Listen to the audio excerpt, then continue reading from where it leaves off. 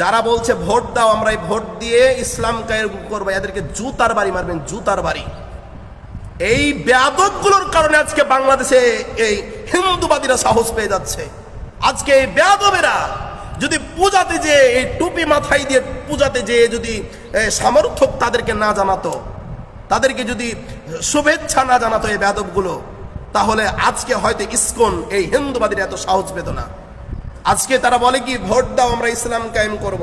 আজকে হিন্দু এত বড় বড় কাজ করতেছে, ইসকন এত বড় বড় কাজ করতেছে। এই রাজনীতিবিদ যারা ইসলাম কায়েম করতে চায়, ভোট নিয়ে চেয়েছে, এই বেয়াদবদের মুখ থেকে কোনো কথা বের হয় না, কোনো কথা বের হয় না তাদের মুখ থেকে। তারা নাকি ইসলাম প্রচার করবে। যদি আপনার কাছে ভোট চাইতে যায়, তাদেরকে জুতার বাড়ি মারবেন। এরা ইসলামের সবচাইতে বড় শত্রু। আজকে আমার বোনকে ধর্ষণ করছে হিন্দুরা, আমার বোনকে ধর্ষণ করছে ইসকন দল বাহিনী, অথচ এই ব্যক্তিদের মুখ থেকে কোন কথা বের হচ্ছে না। কি বের হচ্ছে না? এই ব্যক্তিদের কথা মুখ থেকে বের হচ্ছে না। কেন বের হচ্ছে না? কারণ একটাই, কারণ তারা ভোটের পাগল। কিসের পাগল? ভোটের পাগল।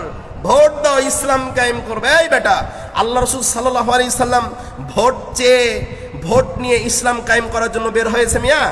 এই মিয়া, আপনি ইসলাম কায়েম করা কাকে বোঝাচ্ছেন?